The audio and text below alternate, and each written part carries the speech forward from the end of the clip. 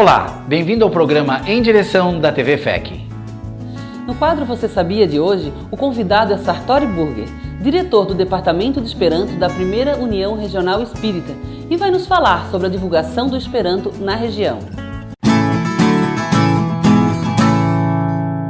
Olá, hoje nós temos o nosso amigo Sartori, diretor de Esperanto da Primeira União Regional Espírita. Bem-vindo, Sartori. Você poderia nos explicar o que é o Esperanto e qual a sua origem? O Esperanto é uma língua neutra internacional auxiliar. A sua origem é 1887, criado pelo médico oftalmologista polonês Lázaro Luiz Zamenhof. O Esperanto foi criado a partir dos principais troncos linguísticos, as línguas latinas, em sua maior parte, mas também as anglo-saxônicas e as eslavas. Dessa junção surgiu um primor de sonoridade, de flexibilidade na formação das palavras e de uma característica fundamental para uma língua neutra auxiliar, que é a internacionalidade do seu vocabulário.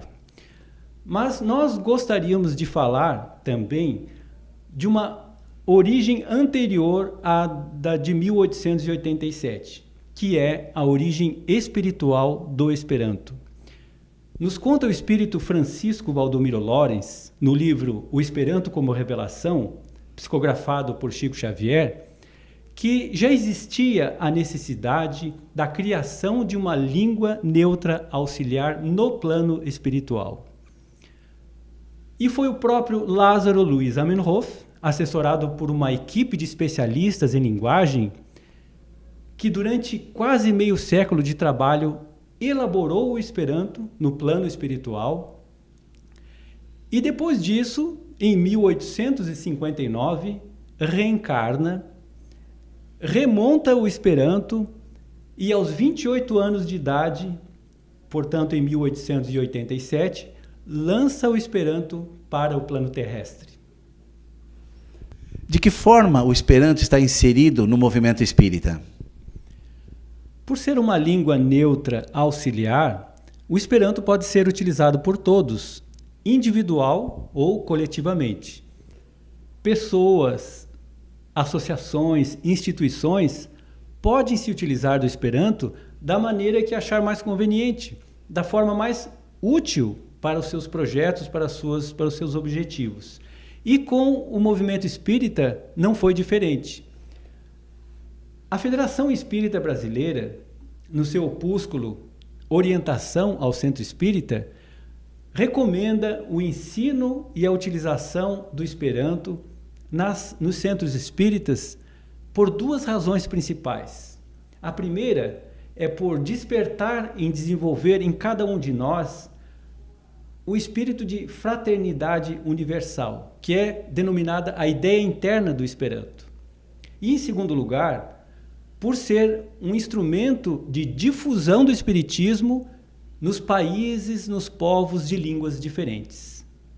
Por isso, as obras básicas já traduzidas para o Esperanto e demais obras da literatura espírita também traduzidas e circulando o mundo inteiro, propagando e divulgando as ideias do espiritismo.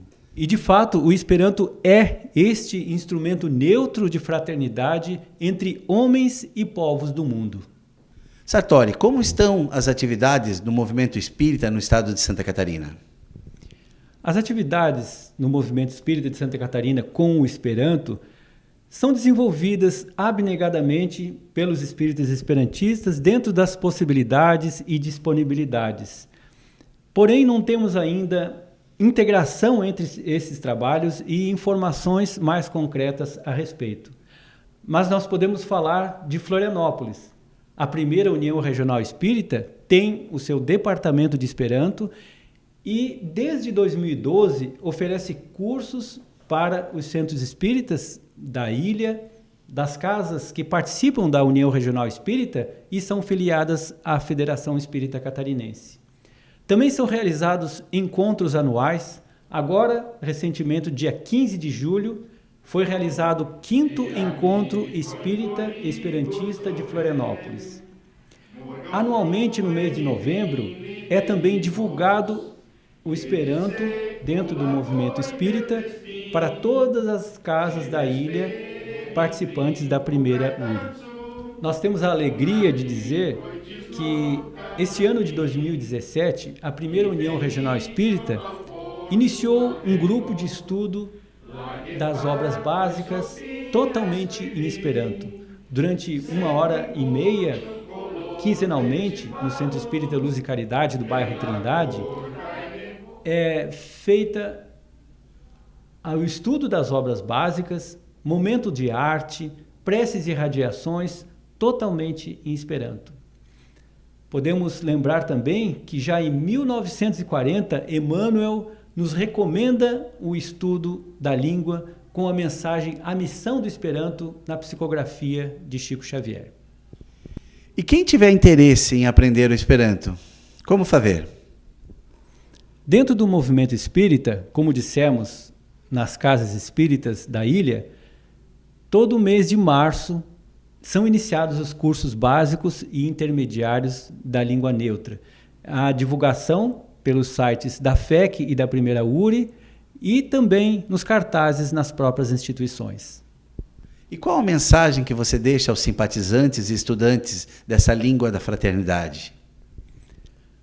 Primeiramente, a nossa gratidão pela oportunidade de falar do Esperanto, a língua da fraternidade, ao movimento espírita e a todos que nos assistem.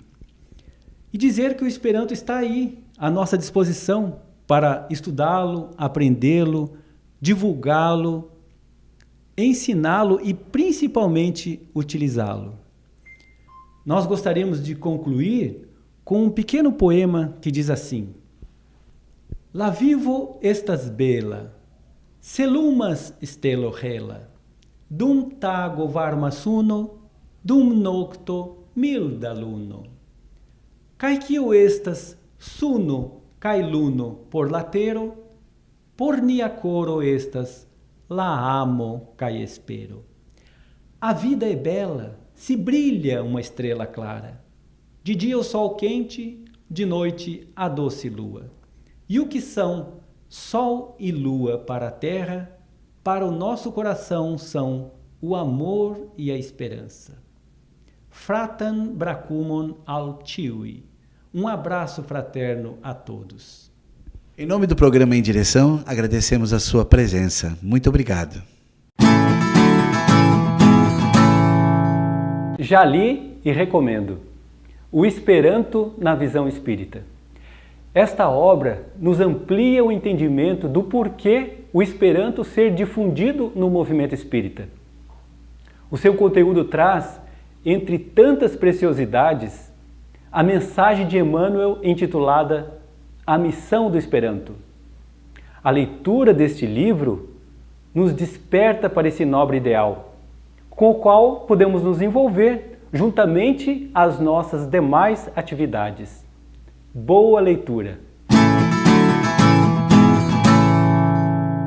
Anualmente, a Federação Espírita Catarinense realiza 6 reuniões das comissões regionais e macro-regionais, que reúnem trabalhadores e dirigentes de centros e das uniões regionais espíritas do Estado. O foco principal desses encontros é o estímulo e a capacitação do trabalhador espírita para a realização das atividades com qualidade. Dessa forma, o objetivo de ambos é unir e unificar o movimento espírita catarinense a partir do diálogo e da troca de experiências. Este ano, a proposta é sensibilizar os participantes em relação ao compromisso com a vivência e difusão do espiritismo nas terras do Cruzeiro. Por este motivo, foi escolhido como norteador dos debates o livro Brasil, Coração do Mundo, Pátria do Evangelho, de Humberto de Campos. O primeiro encontro macro-regional acontece na região leste e vai reunir trabalhadores das casas espíritas da Grande Florianópolis. Este evento vai ser realizado no dia 29 de julho, sábado, na Escola Básica Júlio da Costa Neves, no bairro Carianos, em Florianópolis. Entre no site da FEC e faça sua inscrição, é gratuito. o orador espírita Divaldo Pereira Franco estará em Santa Catarina nos dias 24, 25 e 26 de agosto a convite da Federação Espírita Catarinense. O roteiro começa na noite do dia 24 de agosto, quinta-feira, quando ele realiza um mini seminário em Florianópolis, com o tema Seja Feliz Hoje, título do mais recente livro da autora espiritual Joana de Ângeles. Na sexta-feira, dia 25, ele estará em Lages para uma conferência pública com entrada franca. No sábado, dia 26, o médium estará em Chapecó, realizando palestra na Arena Condá. Esse evento ainda fará parte do calendário oficial do aniversário de 100 anos de Chapecó, celebrado no dia 25 de agosto. Lembramos que as inscrições para Lages do dia 25 de agosto já estão encerradas. Entre os dias 30 de junho e 2 de julho, foi realizada na Sociedade Espírita Entreposto da Fé, em Florianópolis, a 17ª edição do Enjoy, Encontro de Jovens Espíritos. Desde 2010, o evento conta com a participação de crianças e pais, além dos jovens. Na edição desse ano, o tema em debate foi Forças Sexuais do Átomo ao Arcanjo. A programação contou com diversas atividades especiais, momentos de reflexão sobre o tema e apresentação de arte espírita. De acordo com os organizadores, houve a participação de jovens de 9 uniões regionais espíritas do estado. No total estiveram na sede durante os 3 dias mais de 300 participantes, dos quais 155 jovens, 15 pais, 45 crianças e mais 90 trabalhadores de várias casas da Grande Florianópolis.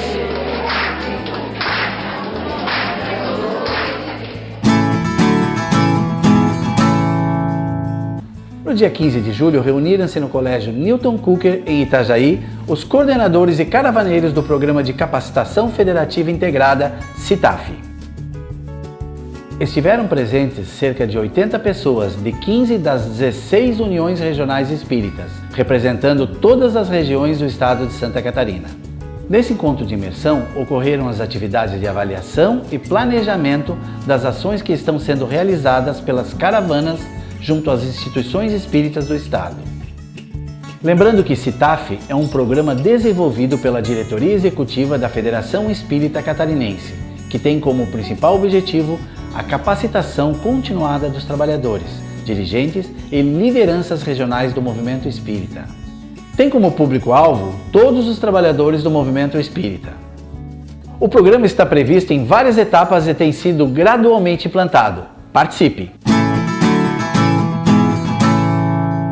A Livraria da Federação Espírita Brasileira, localizada no Rio de Janeiro, comemora 120 anos de inauguração com uma exposição que será lançada no dia 12 de agosto às 10 horas, contando sobre a história da fundação e os caminhos até os dias atuais, além da palestra de abertura do orador Divaldo Franco.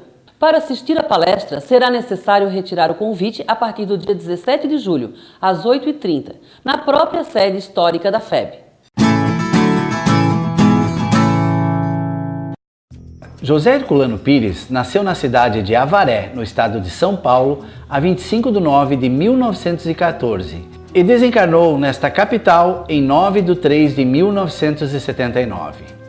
Filho do farmacêutico José Pires Correia e da pianista Bonina Amaral Simonetti, fez seus primeiros estudos em Avaré, Itaí e Cerqueira César. Revelou sua vocação literária desde que começou a escrever. Em 1946, mudou-se para São Paulo e lançou seu primeiro romance, O Caminho do Meio, que mereceu críticas elogiosas de Afonso Schmidt, Geraldo Vieira e Wilson Martins. Repórter, redator, secretário, cronista parlamentar e crítico literário dos Diários Associados. Exerceu essas funções na Rua 7 de Abril por cerca de 30 anos. Publicou em 1975 Lázaro e com o romance Madalena concluiu a trilogia. Traduziu cuidadosamente as obras da codificação kardeciana, enriquecendo-as com as notas explicativas nos rodapés. Essas traduções foram doadas a diversas editoras espíritas do Brasil, Portugal, Argentina e Espanha, Colaborou com o Dr. Júlio Abreu Filho na tradução da Revista Espírita.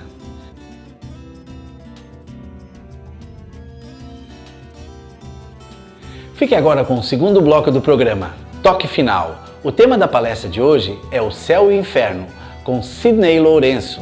Obrigado e até o próximo programa.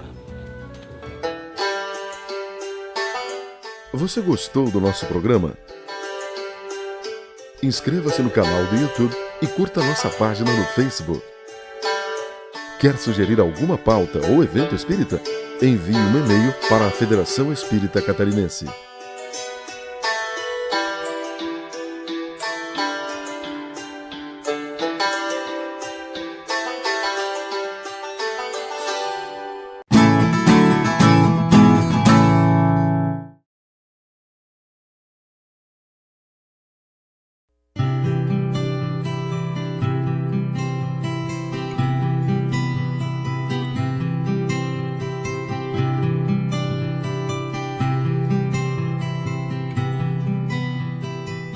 A doutrina espírita, codificada por Allan Kardec, ele apresenta o espiritismo a partir do advento do Livro dos Espíritos. O Livro dos Espíritos foi publicado em 18 de abril de 1857. Na primeira proposta, na primeira edição do Livro dos Espíritos, Allan Kardec o apresenta em 4 partes. Essas 4 partes do Livro dos Espíritos deu origem às demais obras da codificação. Para que a gente possa entender como é que esse material foi compilado, foi construído, vamos passar cada parte para a gente poder analisar. A primeira parte, Allan Kardec vai tratar das causas primárias, aonde ele vai fazer uma definição sobre Deus, sobre o espírito, sobre a matéria, sobre a criação do universo, dos seres vivos, do planeta. Isso invalida a Bíblia de forma nenhuma. Só amplia o conhecimento. Então, a primeira parte, Allan Kardec vai redefinir os conceitos. Por exemplo, ele não questiona quem é Deus, no sentido de você achar no tempo e no espaço como se fosse uma figura humana, mas sim, que é Deus, no sentido filosófico. E aí os espíritos respondem na sua primeira questão: Deus é inteligência suprema e causa primária de todas as coisas.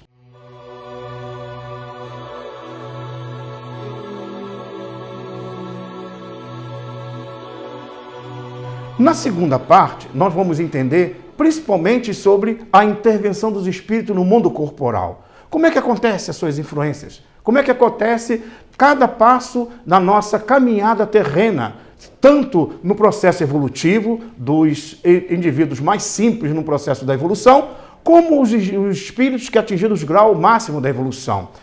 Na questão 540, por exemplo, ele vai afirmar que tudo na natureza se encadeia, desde átomo ao arcanjo, que começou como um átomo, mostrando aí a transmigração da alma, a evolução do espírito imortal.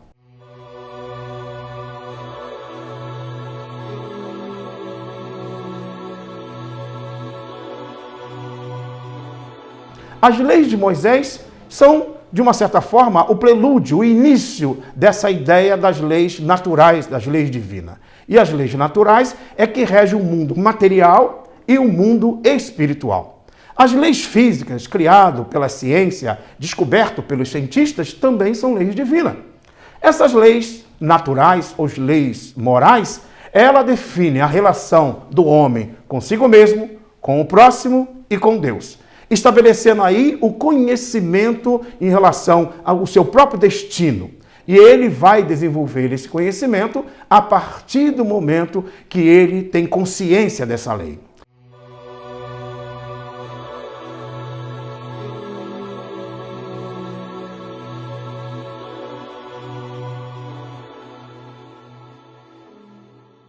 Na quarta parte, ele vai tratar então das consequências ou não de seguir as leis divinas. Ele vai tratar das penas eternas, dos sofrimentos eternos ou dos gozos futuros que vai acontecer com todas as criaturas. Nesse capítulo, em especial, ele vai questionar sobre o futuro, sobre a ressurreição da carne no último dia, sobre a vida após a morte, as consequências e qual é a situação da alma. Bom, daí podemos entender que o Livro dos Espíritos é o livro básico que deu origem a toda a estrutura do arcabouço doutrinário do Espiritismo. A primeira parte nós vamos ter desenvolvido, que é das causas primárias, no livro A Gênese, que foi publicado, por último, em 1868. Na segunda parte, nós vamos ter o desenvolvimento, que é do mundo espírita, o mundo dos espíritos, no livro dos Médiuns, que foi publicado em 1861. A terceira parte, nós vamos ter o seu conteúdo ampliado e desenvolvido no livro O Evangelho segundo o Espiritismo, que foi publicado no ano de 1864.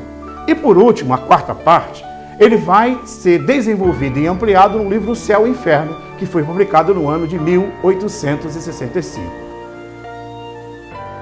Aí então, nós temos o conhecimento correto do Espiritismo. E essa proposta do conhecimento correto nos leva, naturalmente, a uma posição diferente diante da vida.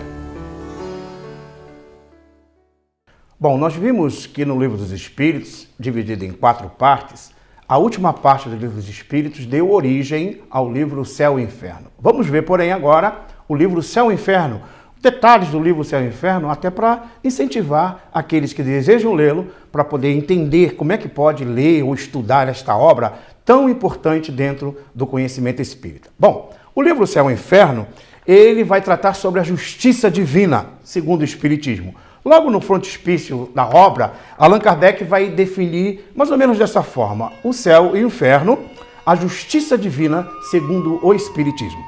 Exame comparado das doutrinas sobre a passagem da vida corporal à vida espiritual, sobre as penalidades e as recompensas futuras, sobre os anjos e demônios, sobre as penas eternas e os sofrimentos, seguido de numerosos exemplos acerca da situação real da alma durante e depois da morte. Então esta obra ela é completa no sentido de analisar principalmente as questões que, de uma certa forma, tivemos conhecimento através das crenças, das religiões de uma forma geral.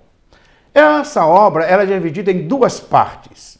A primeira parte, ele vai tratar da doutrina. Allan Kardec afirma que esses conceitos da primeira parte é fundamental para entender o destino da alma, a situação da alma na realidade. Ele vai tratar de cada item mais ou menos nesta ordem. No capítulo 1º, ele vai falar sobre o porvir e o nada. No capítulo 2, sobre o temor da morte. No capítulo 3, sobre o céu. No capítulo 4, o inferno. No capítulo 5, o purgatório. No capítulo 6, doutrina das penas eternas. No capítulo 7º, ele vai tratar as penas futuras segundo o Espiritismo. No capítulo 8, ele vai tratar sobre os anjos. No capítulo 9, os demônios. No capítulo 10, sobre a intervenção dos demônios nas modernas comunicações. E no capítulo 11, da proibição de evocar os mortos. Vamos analisar agora, um por um desses capítulos, para a gente poder ter uma ideia meio sucinta daquilo que eles são apresentados.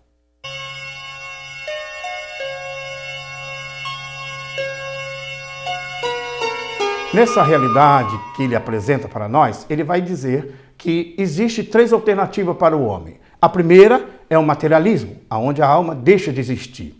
A segunda é a doutrina panteísta, onde a alma ela é absorvida pelo grande todo. Como a sua origem é parte do grande todo, do grande Deus, ela, deixando de existir na Terra, ela seria absorvida por grande todo. E a terceira situação é o que apresenta as religiões, que é a individualidade da alma. Vejamos bem, toda crença que acredita que a alma sobrevive após a morte do corpo físico, só por esse fato, elas são consideradas espiritualistas. O católico, o protestante, o budista, qualquer doutrina que acredita que a alma existe fora da matéria, ela é espiritualista. Agora, acreditar que esta alma, além de viver além da matéria, ela também tem a sua individualidade. Aí há uma diferença. Na generalidade, o espiritismo ele é espiritualista, mas na particularidade ele vai ser espírita. Por quê? Porque não só acredita na sobrevivência da alma, mas na sua individualidade, no retorno da alma à vida corporal, quantas vezes for necessária para o seu progresso. Nas outras religiões, o destino já fica pré-estabelecido. através das suas ações, como nós vamos ver mais à frente. Vamos só ver um texto de Allan Kardec, onde ele fala um pouco a respeito disso. E se a lógica nos conduz à individualidade da alma, a lógica da vida após a morte, também nos aponta esta outra consequência. A sorte de cada alma deve depender das suas qualidades pessoais, pois seria irracional admitir que a alma atrasada do selvagem, como a do homem perverso, estivesse no nível do sábio, do homem de bem. Esse texto mostra que todos nós somos iguais perante Deus.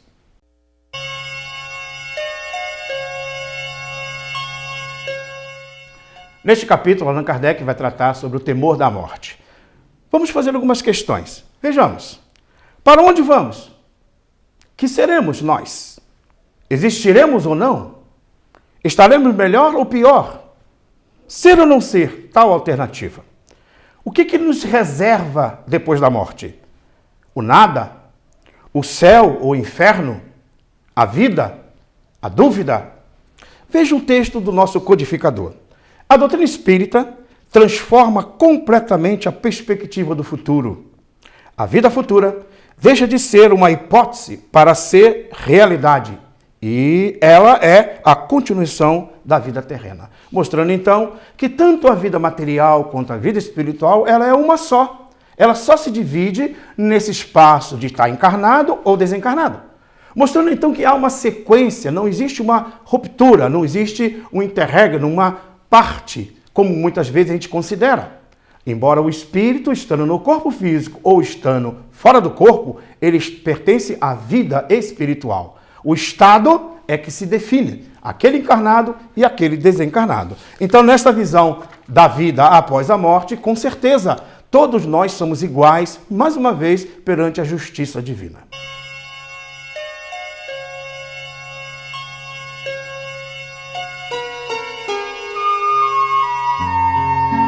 Nesse capítulo, nós vamos conversar sobre o céu. Para que a gente possa ter uma ideia, através dos estudos feitos, Allan Kardec apresenta que, para os antigos, aqueles que estudavam sobre astronomia, sobre todo o conhecimento do universo, eles apresentavam 7 céus superpostos, um sobre o outro. Os muçulmanos, por exemplo, eles têm um conhecimento sobre 9 céus. Ptolomeu, o astrônomo, apresentava uma teoria sobre 11 céus. E a teologia cristã nos fala sobre 3 céus. Onde está esse céu? Que local? Será que a ciência já conseguiu localizar aonde está esse céu? Será que está nos confins do universo? No espaço acima da Terra? No mundo espiritual? Em outros planetas? Esta é a dúvida. Bom, mas o nosso codificador esclarece muito bem. Das qualidades do indivíduo depende-lhe a felicidade, e não do estado material do meio em que se encontra. Podendo a felicidade, portanto, existir em qualquer parte, nenhum lugar lhe é circunscrito e assinalado no universo. Então veja o entendimento do nosso codificador, mostrando que o céu, ou o estado deplorável, o inferno, como é considerado por outras crenças, não tem um local definido. Até porque, até hoje, ciência nenhuma comprovou, filosofia nenhuma comprovou, nem nenhuma teoria teológica comprovou este local. Então, o céu, pelo estado moral do indivíduo, pode ser em qualquer lugar. Aqui na Terra, fora do corpo físico, em qualquer parte do universo. O nosso codificador, então, desmistifica nesse conhecimento, principalmente a ideia de um local em especial para as almas, mostrando que todos estarão jungidos, ligados a esta realidade de acordo com o seu grau evolutivo.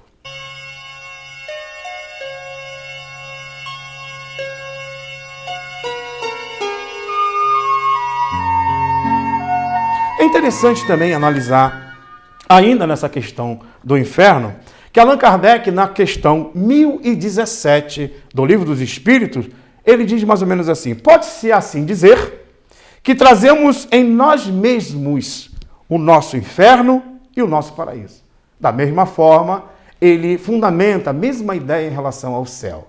O estado da alma é que vai definir, na realidade, esse estado ou esse local. Por exemplo, nós podemos estar na Terra em deploráveis situações morais, estando no verdadeiro inferno. Mas esse inferno é dentro de nós mesmos.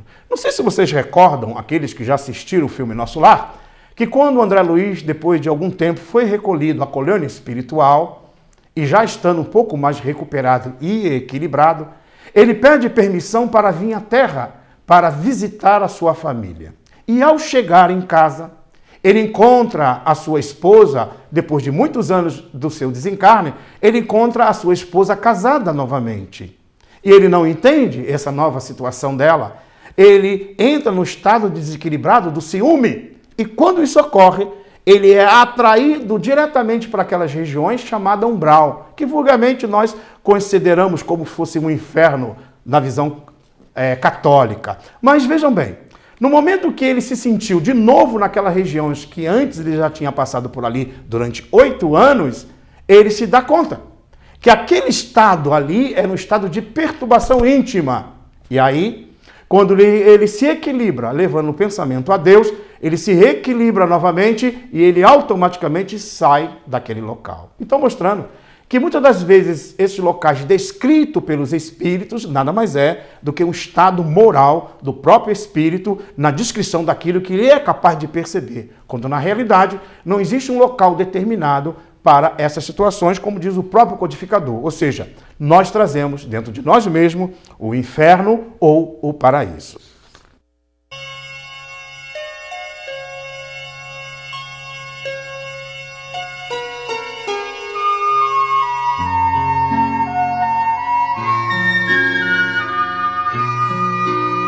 Só para que a gente volte um pouquinho a história para relembrar. No ano 555 da nossa era, da era cristã, após Jesus, nós vamos ver que no segundo concílio de Constantinopla, a reencarnação foi considerada heresia. Porque dentro daqueles palácios, dentro do conhecimento ou dos impérios daquela época, uma rainha disse que ela não gostaria de sofrer as consequências dos seus atos e pediu para o imperador modificar a lei. E assim foram então considerado nesse concílio de Constantinopla a heresia, a ideia de heresia para a ideia da reencarnação. Logo depois, cria-se então o purgatório, em 589, mostrando então que no purgatório, diferente do inferno, que não dá para sair, ou diferente do céu, porque já fica destinado, o destino da alma, fica estabelecido o destino da alma, nós temos o purgatório. Porque aqueles que vão para o purgatório, de lá eles podem sair. De lá eles podem, através de uma atitude qualquer, se modificar. Então aí a própria teoria teológica da igreja abre um precedente. E esse purgatório, como o inferno, como o céu, não existe um lugar determinado. Mas na visão espírita, de uma forma mais, vamos dizer assim, de uma análise um pouquinho mais profunda, nós vamos encontrar no livro Céu, no livro Nosso Lar, de André Luiz, justamente essa visão. Quando ele apresenta a respeito do umbral, essas regiões intermediárias entre uma encarnação e uma próxima reencarnação da alma, justamente como se fosse uma preparação, uma liberação do processo mental, emocional que nós geramos ao longo do tempo, chamado aí umbral, que na realidade seria esse local intermediário que na visão cristã, judaico-cristã, seria o purgatório. Vejamos então o que o nosso codificador coloca no livro Céu e Inferno. O Espiritismo não nega, antes confirma a penalidade futura. O que ele destrói é o inferno localizado com suas fornalhas e penas irremissíveis. Não nega outro sim o purgatório, pois prova que nele nos achamos. O purgatório sim é realidade. Então daí podemos concluir que a visão do purgatório apresentada pelo codificador pode ser aqui mesmo na Terra. As dores, os sofrimentos que nós passamos no processo evolutivo está aqui na Terra. O purgatório é uma alegoria, diz o codificador, devendo-se entender, como tal, um lugar determinado, porém, o estado dos espíritos imperfeitos que se acham em expiação, Está lá na questão 1013 de O Livro dos Espíritos. E para finalizar, Allan Kardec vai dizer o seguinte: quase sempre na Terra é que fazeis o vosso purgatório. Então o sofrimento, a dor e a ideia de sofrimento que segue e prossegue durante muitos anos ainda é do próprio indivíduo, da própria alma, que tem uma ideia errônea em relação às leis divinas.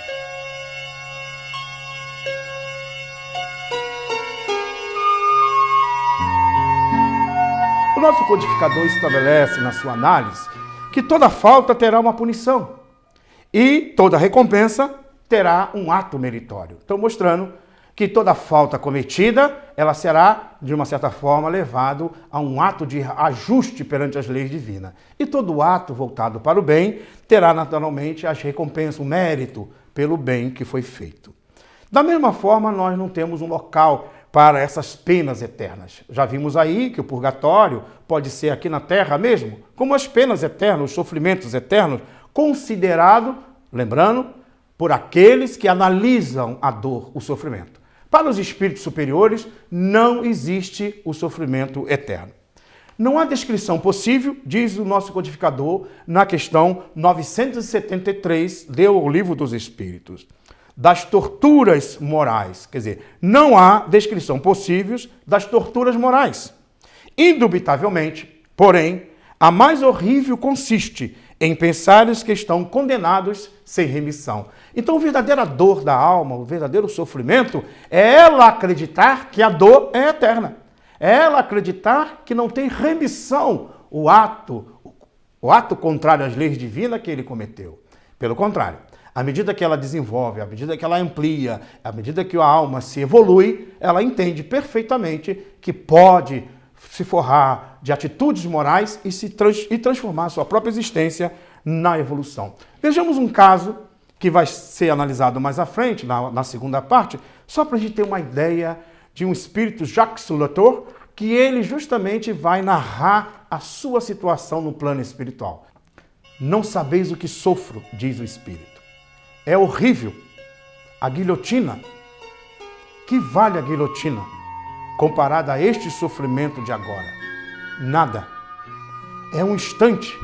Este fogo que me devora, sim, é pior porque é uma morte contínua, sem trégua, sem remorso, sem fim. E as minhas vítimas ali estão ao redor, a mostrar-me os ferimentos, a perseguir-me com seus olhares.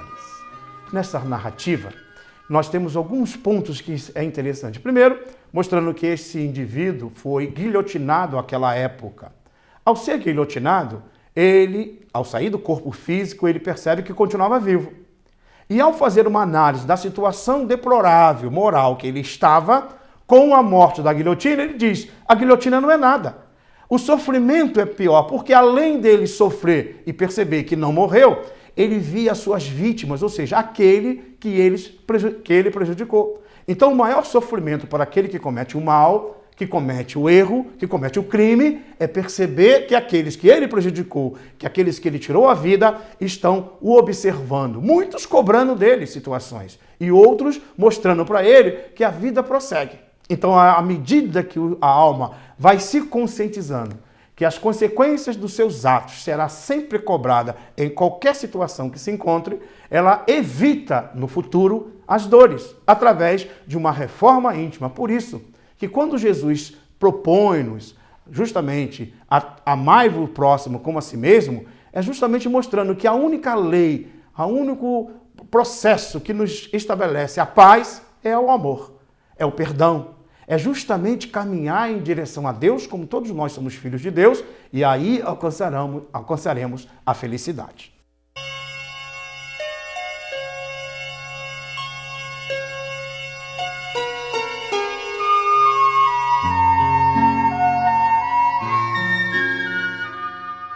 Esse capítulo é um capítulo muito especial. Esse capítulo fala do Código Penal da Vida Futura. Fazendo um comparativo, com as leis que nós temos na Terra, aqui no Brasil em especial, o nosso Código Penal. Nós vimos aí, diante da sociedade, diante das notícias da televisão, que muitos indivíduos que cometem crimes, por mais que eles tenham toda uma lei, por mais que a sociedade tenha uma lei, como o nosso Código Penal existe, ele consegue, através de subterfúgios diversos, ou até mesmo de prerrogativas, ou processos que podem ser estabelecidos porque a lei prevê essas atitudes, se liberar, ou até não ser punido, ou até prescrever o crime que ele cometeu.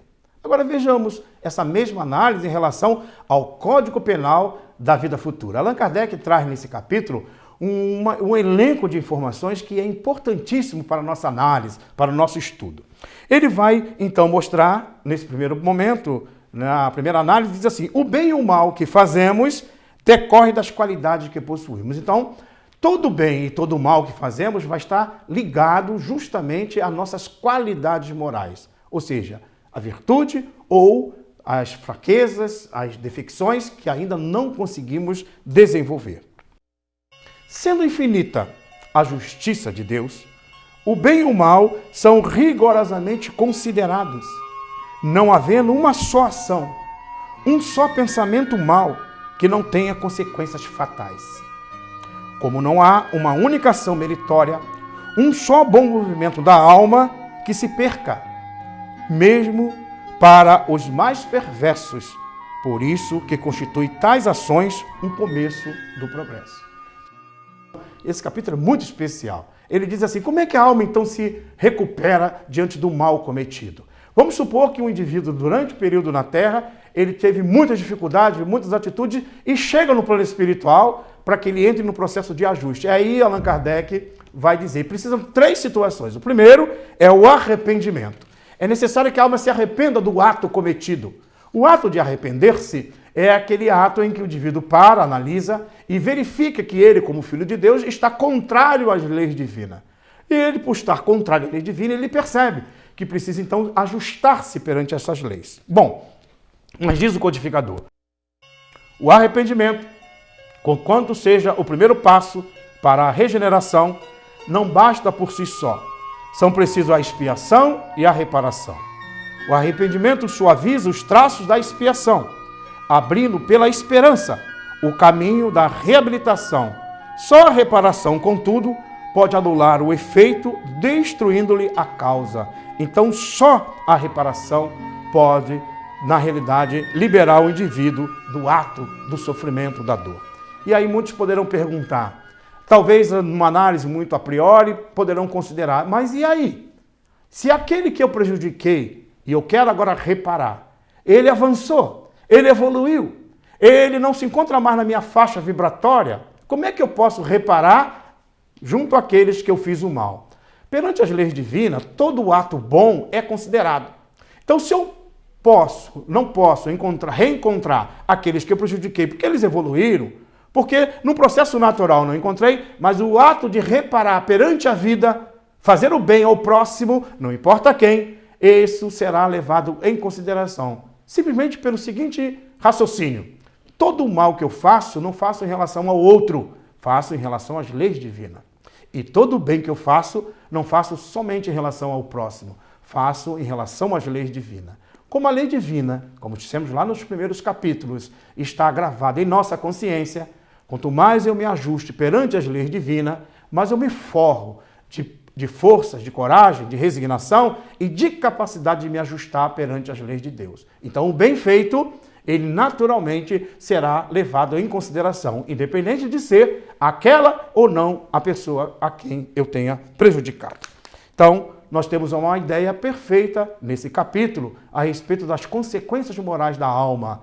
Daí podemos construir uma nova forma de ver, uma nova análise da nossa existência, para entender como podemos ser felizes aqui mesmo na Terra, nesse mundo ainda de provas e expiações, em caminho para a regeneração, onde todos nós estamos vinculados a um processo de crescimento. Por isso que precisamos uns dos outros para a nossa evolução.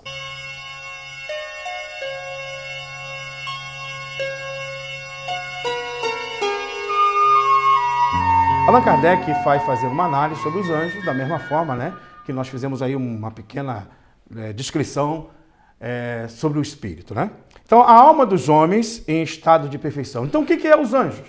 As almas dos homens em estado de perfeição. Os anjos são, pois, as almas dos homens chegado ao grau de perfeição que a criatura comporta. Então, Allan Kardec, ao estudar os espíritos, ele percebeu que os espíritos poderiam ser agrupados em 3 grandes ordens. Você vai encontrar esse conteúdo da questão 100 em diante do Livro dos Espíritos. Ele vai dizer, então, que existem 3 grandes ordens dos espíritos. Existem os espíritos da primeira ordem, chamados puros espíritos. Esses atingiram o grau máximo da evolução, aquele grau relativo à evolução divina, ou seja, todos nós chegamos a uma evolução relativa a Deus. Então, ao chegar nesse primeiro patamar, os espíritos é considerado como ministro de Deus para manter a harmonia no universo inteiro. Essas almas não necessitam mais reencarnar. Elas compreendem perfeitamente a lei de Deus. Podem ser considerados, então, anjos, serafins, arcanjos, como muitas vezes é definido nas literaturas que nós conhecemos. Então, a definição de anjo, para que a gente possa entender, como Allan Kardec coloca, os anjos são, pois, as almas dos homens, chegado ao grau de perfeição que a criatura comporta. Bom, mas aí podemos analisar que Allan Kardec não só apresenta esse item do primeiro plano, dos espíritos na primeira ordem, mas também a segunda ordem. Ele vai falar dos bons espíritos. Os bons espíritos são aqueles que estão no grau intermediário. Ainda não atingiram o grau máximo da evolução, que é a questão da pureza, dos espíritos puros, mas já adquiriram o conhecimento necessário para ajudarem o progresso da humanidade. São os considerados bons espíritos, em sabedoria, em conhecimento, em benevolência, e muitas das vezes é desse grupo que nós temos aí as referências chamados anjos de guarda, espíritos protetores dos indivíduos, das cidades, das sociedades, do planeta. Então, muitas das vezes, são essas almas que nos protegem. Muitas das vezes elas podem estar reencarnadas, elas podem estar vivendo junto conosco, elas ainda necessitam evoluir, mas elas já têm um destino diferente porque elas já entendem, compreendem perfeitamente a lei de Deus e agem de uma forma geral para exemplos. E elas podem estar, esses espíritos, em qualquer classe social. Eles não perdem essa qualidade. Diferentemente da ideia dos indivíduos, dos espíritos que perdem a sua evolução, na visão espírita, a alma, depois que adquire a evolução, ela não retroage mais. E por não retroagir, ele permanece nesse estado e só evolui. Compreendendo perfeitamente a lei de Deus, da segunda ordem, eles passam a ser aqueles espíritos que vão auxiliar. Quando desencarnados, considerados bons espíritos. Quando entre nós encarnados, são de exemplos, de modelos que servem para nós de resignação, de paz, de amor ao próximo.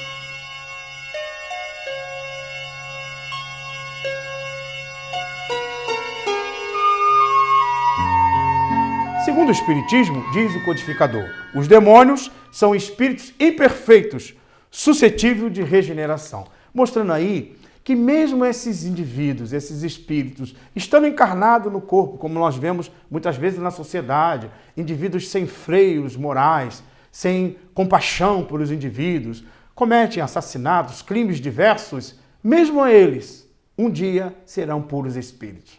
Talvez demorem mais, talvez o processo leve um tempo maior para que eles despertem, mas mostrando que na lei divina todos terão a mesma oportunidade. E quando chegar ao fim, no processo evolutivo, como puro espírito, as passagens em mundos ou situações anteriores não terão valor nenhum.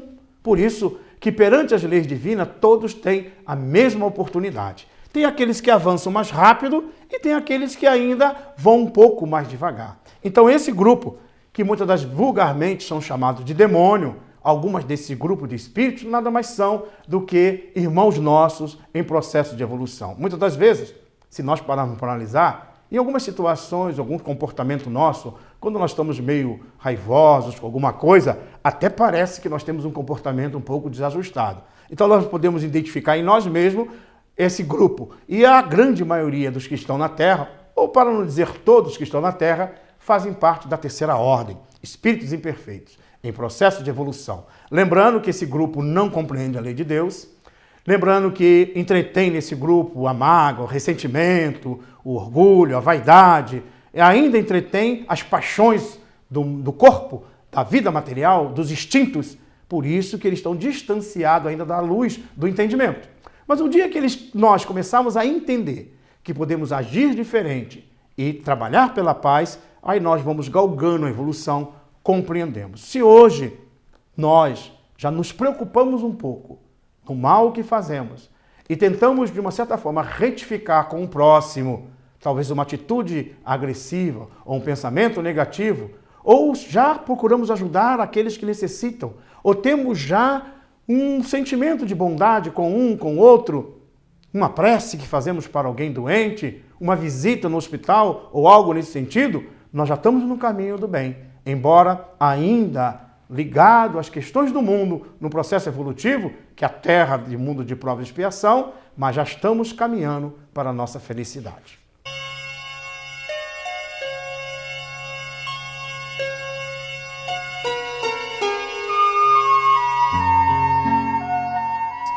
Esse processo foi um processo inicial. Quando a doutrina espírita surge, principalmente no período das mesas girantes, as teorias apresentadas eram estalidos dos corpos, era o movimento dos próprios indivíduos e alguns chegaram a criar uma teoria dizendo que os demônios provocavam esses fenômenos. Que os demônios eram os espíritos, como nós já vimos agora, espíritos obeteiros, brincalhões. E como essa realidade, na época da França, principalmente na época em que Kardec começa no ano de 1853, os estudos sobre as mesas girantes, antes era considerado brincadeira nos saraus lá na França da época. Os indivíduos se reuniam em volta da mesa e a mesa girava pelo magnetismo. Lembrando que quando Anton Franz Mesmer leva o magnetismo para a Europa, o magnetismo se torna um conhecimento geral. As pessoas utilizam as forças magnéticas para os objetos inanimados. E Allan Kardec chega justamente a analisar um desses fenômenos, porque ele se tornara também estudioso do magnetismo. Quando ele foi convidado por um amigo dele para analisar um desses fenômenos que não só girava, mas também respondia a pergunta, ele diz: antes que me prove o contrário, a mesa não tem cérebro, não tem sistema nervoso, como é que ela pode responder?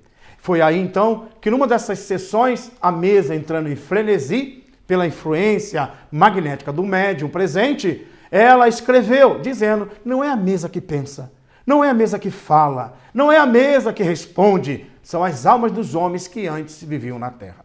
Descortina-se assim uma nova realidade espiritual. Daí, então, começamos a perceber que a teoria dos demônios nas manifestações espíritas ela é errônea. Porque não só se manifestam os espíritos voltados para o mal, mas também os espíritos voltados para o bem, como o próprio Cristo, como os outros espíritos podem e devem, ou até nos auxiliam, de uma forma geral, o processo da evolução terrena. Então esse capítulo ele deve ser ampliado, analisado, estudado também em conjunto com o Livro dos Médiuns.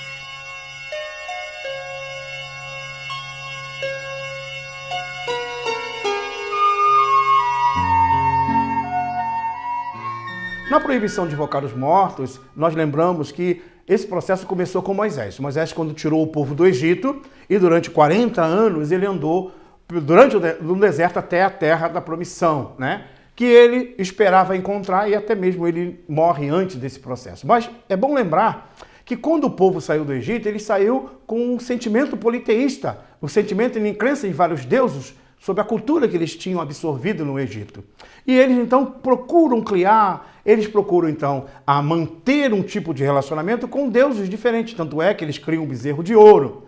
E também eles buscam os mortos para as comunicações. Quando ele começa a perceber que essas comunicações se tornaram corriqueira, perguntar qualquer coisa aos mortos, há uma proibição. Então, a proibição existe a partir de Moisés. Mas vejam bem, só é proibido aquilo que acontece. Se acontece, então prova-se que existia ou sempre existiu a comunicação dos mortos. Nós temos uma passagem em Saul, lá no livro de Samuel, no Velho Testamento, em que o rei vai buscar uma pitonisa. A pitonisa era considerada uma médium na época, lá no Velho Testamento. E aí apresenta-se junto àquele rei um rei anterior, que já tinha morrido, que é Samuel. Ele se materializa à frente dele para dar orientação. Então, nesse caso, estava evocando os mortos. O que Moisés, na realidade, fez foi a proibição. Por isso, essa proibição foi dada porque as pessoas buscavam qualquer informação. E lembrando, espíritos obreteiros, brincalhões, falam qualquer coisa. Por isso, se a gente vai em locais que não tem muito critério, podemos ter informações diversas sobre o mundo espiritual. Mas a grande maioria pode ter equívocos. Por isso que a doutrina espírita analisa os conteúdos apresentados pelos espíritos. E aí diz Allan Kardec, baseado na própria teoria apresentada por Erasto em O Livro dos Médiuns, é preferível rejeitar 9 verdades do que aceitar uma mentira. Então a doutrina espírita é uma doutrina de livre exame. Os mortos podem ser evocados, desde que você controle a comunicação, desde que você analise o conteúdo da linguagem, do conhecimento apresentado. Daí então, a proibição não existe no Espiritismo. Nós vimos aí que o estudo do céu e inferno tem 2 partes. A primeira parte nós já vimos que fala a respeito da doutrina. Então, lendo esse conteúdo, nós vamos ter uma base concreta a respeito da posição doutrinária correta em relação a esses assuntos. A segunda parte, Allan Kardec reservou então os exemplos. São vários exemplos em diversas situações. Os espíritos, por exemplo, felizes, comunicação de espíritos felizes, espírito em condições medianas, aqueles que não são tão felizes, mas estão em processo ainda de conscientização da sua própria realidade. Espíritos sofredores, ele vai tratar desses espíritos sofredores, mostrando alguns exemplos desses espíritos sofredores. Os espíritos que cometem suicídio, os espíritos criminosos arrependidos, os espíritos endurecidos, aqueles que não desejam melhorar-se, aqueles que ainda não se arrependeram, e as expiações terrestres. Por que nós passamos o sofrimento na Terra? Vamos narrar apenas um caso para que vocês possam ter uma ideia. No capítulo 5, que fala sobre suicida, há um caso do pai e o conscrito. O pai tinha um filho, que esse filho dele ia para a guerra, tinha que se inscrever para o serviço militar e ia para a guerra. E o pai não queria que o filho fosse. Ele acreditava que o filho poderia morrer na guerra. E aí ele pensou assim, se ele for arrimo de família, ou seja, se a mãe dele, a sua esposa, no caso a mãe do seu filho, ela ficasse viúva, com certeza o filho não iria para a guerra, porque ele tinha que cuidar da mãe. E aí o que ele imaginou? Eu vou acabar com a minha existência para que meu filho e minha esposa fiquem viúva e meu filho não vá para a guerra. E ele então comete o suicídio. Depois que ele comete o suicídio, é feito depois uma conversa com ele e ele se apresenta dizendo sobre falta de entendimento sobre a lei, a justiça divina. Ele foi entender, primeiro, que a morte não termina. A segunda coisa que ele aprendeu foi que o destino do filho poderia ser outro. Poderia não acontecer a morte. O filho poderia ter uma outra situação. Talvez o destino do filho, talvez seja ele ir realmente para a guerra. E ele percebeu algo, que aquela atitude dele gerou mais sofrimento ainda para a família. Pela perda da sua presença junto à família, levou ao sofrimento. Mas há um detalhe muito interessante nesta análise desta comunicação. Os espíritos, analisando a situação, verificou a intenção. Embora ele tenha cometido suicídio, mas a intenção dele era uma intenção boa. Ele sofre as consequências, porque ninguém deve atentar contra a própria existência. Porque todo aquele suicida, como diz o próprio Livro dos Espíritos, é um louco que não sabe o que faz. Ele perde a fé em Deus. Ele desacredita da misericórdia divina. Então ele sofre as consequências naturais. Vários sofrem consequências muito graves em relação ao ato do suicida. Mas ele foi auxiliado, foi amparado. Ele foi ajudado. Por quê? Porque a intenção dele era boa. Ele fez isso verdadeiramente. A intenção dele não era falsa, no sentido de querer sair da vida por qualquer situação. Ele queria realmente que o filho não fosse para a guerra. E atenuado um pouco a sua dor, mas o sofrimento permanece, porque esse período contrário às leis divinas, ele é obrigado a sofrer até que ele tenha uma nova oportunidade de uma nova reencarnação. Então os casos são diversos. É importante dar uma lida, analisar esses casos, porque justamente nessa análise, depois de toda essa teoria doutrinária da primeira parte, nós chegamos à conclusão que a obra, o Céu e o Inferno, É uma obra que muda paradigma do conhecimento humano, mostrando que o inferno não existe, mostrando que o resultado de vidas no mundo espiritual depende muito da alma, mostrando que cada um é senhor da sua própria felicidade e mostrando principalmente que ao voltar para o mundo dos espíritos, é descortinado para todos nós uma nova realidade espiritual.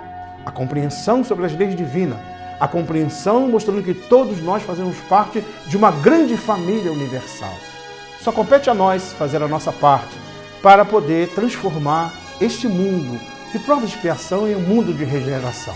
Façamos isso na nossa leitura, na nossa meditação, nas nossas atitudes, nos nossos atos. Façamos isso hoje mesmo, agora, a cada momento da nossa existência. E aí, com certeza, teremos um mundo bem melhor. Boa leitura e que Deus nos abençoe.